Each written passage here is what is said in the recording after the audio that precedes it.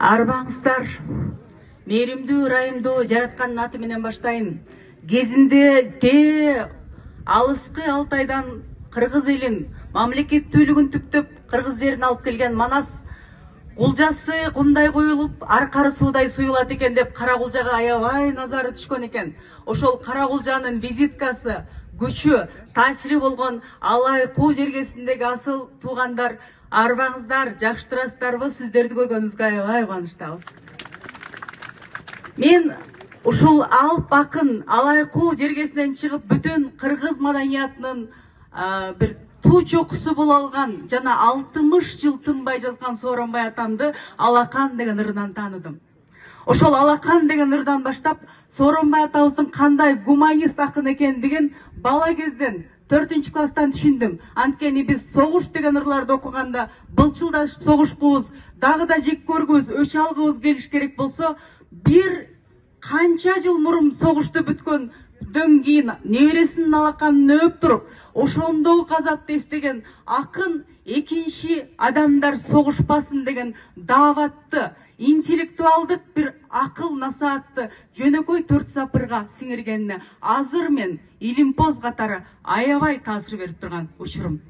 Менин кезинде 50 жыл мурун атам Адиев Кадырбек ушул жерге тоолуу элди жана ушундай бир элет элин абатташтыруу үчүн Сидоров совхозу түзүлгөндө 6 колхозду бириктирип, биринчи прораб болуп келгенде Сооронбай атабыздан бат алган экен.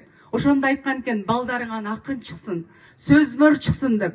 Эгерде Нуржигит Кадырбеков же мен эле ыралап жүргөн болсом, анда Аллах Таалахтын буйругу менен Сооронбай атамдын батасы менен экендигин бүгүн алдыңыздарга келип мойнума алам.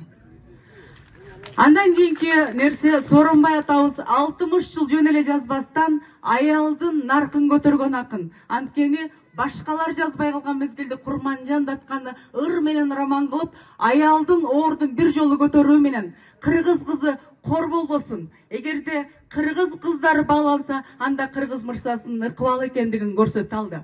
Андан кийин жаштар арасында окулбай калуу коркунучу туудурганда, Сооронбай атабыз Канат менен Зарина роман аркылуу кайрадан кыргыз адабиятын бир аңтарып, жана адамдардын сүйүү менен жоопкерчиликке, никеге жана мамилеге болгон жоопкерчилигин өзгөртө алды. Ошондой акындын бир жерден суу ичип, бир жерден абасын дем алып, бүгүн урпагы болгонго жана моунтип аркасынан чоң демилгелерди көтөрүп келип аткан уюштуруучулардын баарына ыраазычылык билдирип, сыймыгымды билдирип коеюн.